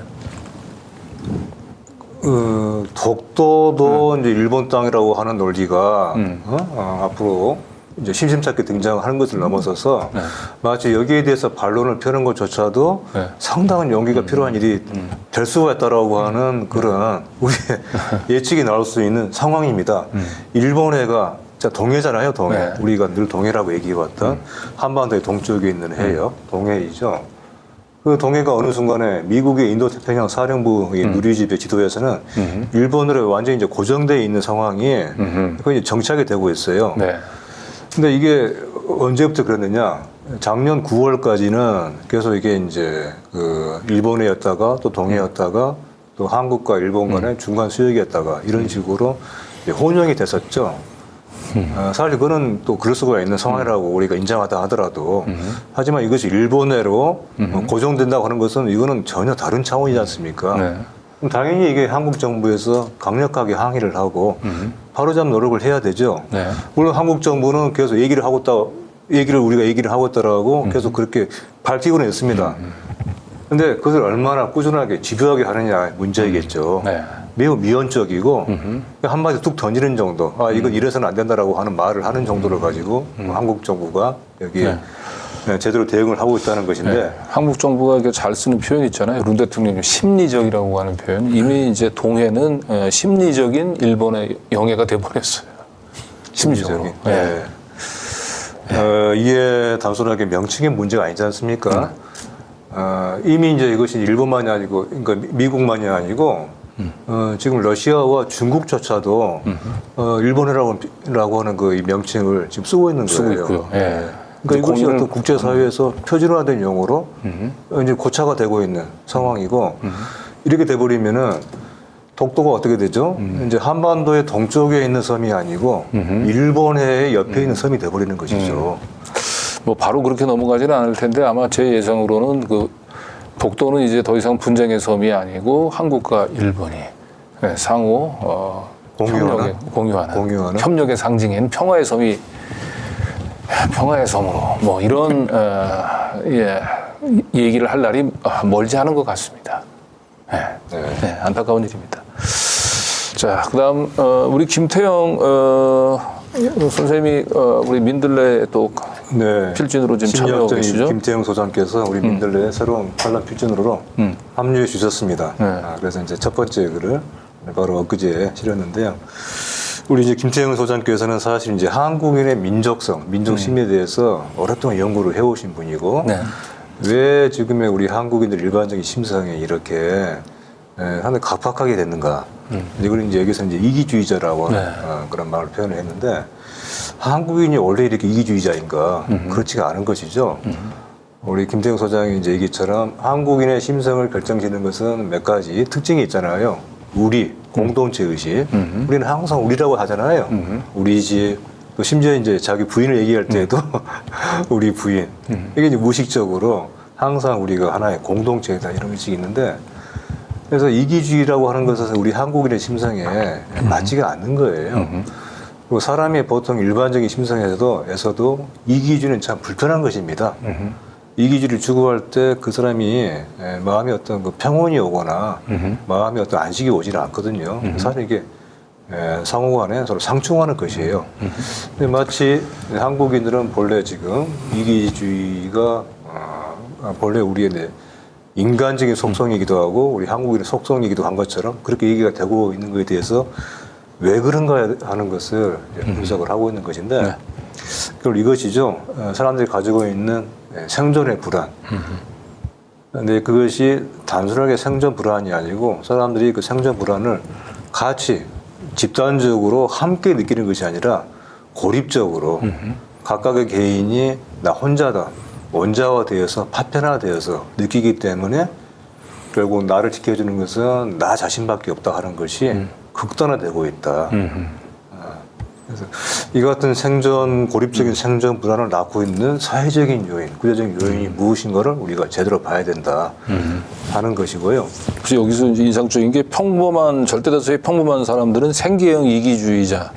인 반면에 한국의 지배층과 엘리트층은 생계형 이기주의자가 아니라 적극적인 이기주의자, 악성 이기주의자다. 그렇습니다. 지적을 하셨습니다. 예, 비자발적인 어쩔 수가 없는 이렇게 생존의 불안 때문에 몰려서 어쩔 수가 없는 생계형 이기주의자가 있고 이런 이기주의를 부추기는 네. 그리고 다른 사람의 이익을 침해해서 빼앗아서 자기 이득으로 만드는 이런 악성 이기주의자. 그 악성 이기주의자라고 하는 것을 사실 우리가 짐작할 수 있는 이제 그런 집단들이 있죠. 그래서 우리가 정말 맞서야 되는 것은 이런 이기주의 중에서도 악성의 이기주의다. 그리고 악성의 이기주의를 낳고 있는 우리 사회 구조적인 우리 어떤 요인들이다. 그걸 좀 제대로 짚어보겠다. 다음번 우리 김태형 소장 컬럼에서 네. 기대가 됩니다. 예. 예. 이제 기대를 해주시죠. 자, 다음 네. 예, 이 올드보이 이동관이 이제 귀환하면서 방송 그 장악은 지금 이제 하나씩 현실화되고 있는데 우리가 놓치고 있는 게 포털 장악이에요. 포털 장악. 예, 급기야 이제 포털에 대해서까지도 방통위가 지금 마술을 뻗치고 있죠. 물론 이제 방송통신심의위원회를 우회해서 하는 이제 압박인데, 골자는 이겁니다. 이른바 가짜뉴스 근절체계로 포털에 이른바 가짜뉴스가 실리는 그런 매체에 대해서는 차단하고 삭제를 요구하겠다. 네. 이것이죠. 일단은 가짜 뉴스라고 하는 이제 기준 자체가 이게 우리 사회에서 그 합의가 안 되는 것일 뿐더러 그리고 가짜 뉴스라고 하는 이유로 이것을 일방적으로 삭제 차단하겠다. 이건 대단한 어떤 그 초법적인 발상이거든요. 네. 근데 아마 이걸 또 밀어붙이려고 할 텐데 이것이 이제 심각한 이유는 우리 시민들이 한국에서 뉴스, 시사 정보를 입수하는, 습득하는 그 두 개의 주요한 경로 중에 하나가 포털이에요. 가장 큰 것이 TV이고 이것이 아마 45% 정도 비율이 될 것입니다. 그에 이어서 두 번째가 40%를 차지하는 포털입니다. 두 가지를 합하면은 85%이죠. 그러니까 45%의 방송에 대해서는 이미 상당한 부분 이제 장악을 해가고 있는 것이고, 나머지 거의 절반에 육박하는 포털에 대해서도 이런 식으로 차단하고 삭제를 해서 유리하게 조성을 하겠다는 것인데, 근데 이것이 다른 뭐 근본적인 문제가 있지만은 특히 현재 실정법상으로도 이게 입법인 것이 인터넷 매체에 대한 심의는 방송통신심의위원회에서 할 수가 없는 거예요. 네. 월권인 것이죠. 네. 근데 이게 이제 사실은 우리가 포털이 사실은 기울어진 운동장이 된 지가 한참 오래 됐는데 이번에 저희가 방송에 썼던 그놈 목소리 그 녹취 파일을 들어보면은 그 그놈들 사이에서는 얘기를 하면서 24시간 포털에서 우리 룬 대통령을 맨 씹어제키는 그 기사들만 내보낸다. 네. 절대적으로 자신들한테 불리한 운동장으로 포털을 인식을 하고 있더라고요. 그래서 아마도 이 포털을 완벽하게 장악을 해야 되겠다는 생각들이 거기서 그래서 뭐 나온 것 같기는 합니다. 그러게요. 그러니까 98% 우리 편이 아니면은 2%의 어떤 비판, 어떤 반대하는 여론만 있다 하더라도 그것은 기울어진 것이다. 우리가 준비했던 소식, 이제 마지막 소식이 될 것 같은데요. YTN이 결국은 정정 보도를 했습니다. 그 패널 한 명 잘못 등장해서 네. 정정 보도를 했는데 한 두 달쯤 된 것 같네요. 네. 제가 이제 여기 이 자리에서 말씀드렸죠. YTN 그 생방송 중에 국힘당의 그 고향 쪽에 지역 당협위원장을 맡고 있는 사람이죠. 김종혁이라고 하는 사람이 민들레에 대해서 전혀 엉뚱한 얘기를 해가지고 우리 민들레 우리 민들레 에디터들은 민들레 사람들은 물론이고 민들레에 대해서 웬만큼 많은 사람들을 아주 아연실색해 했는데요. 그 주장의 요지는 그랬잖아요. 민들레는 유시민 작가가 만든 신문이다. 그러니까 철저하게 유시민 씨의 주장대로 따라가는 그런 신문이다. 물론 유시민 작가가 우리 민들레 칼럼 필진으로 참여를 해서 참 우리한테 많이 힘이 되고 있는 건 사실이죠. 하지만 민들레는 뭐 잘 아시는 것처럼 시민들이 또 시민사회에서 함께 힘을 모아서 설립된 신문이잖아요. 이건 전혀 사실 무근의 사실을 반하는 그런 얘기인데, 근데 게다가 이제 이런 얘기를 주장한 사람이 다른 사람도 아니고 언론 출신이라고 하는 것이 더욱더 기가 막혀서 우리가 도저히 이걸 두고 볼 수가 없다. 그래서 언론중재위에 진정을 냈고, 언론중재위에서는 이건 너무나 명백한 허위 사실이었기 때문에 이렇다 할 어떤 그 논쟁이 없이 바로 수용됐어요. 그래서 YTN도 바로 즉각 정정 보도를 했습니다. 지금 보시는 것처럼 YTN의 방송을 통해서 또 다른 여러 가지 YTN은 김종혁 씨를 상대로 뭐 구상권을 청구하거나 뭐 나중에 그래야 될 것 같아요.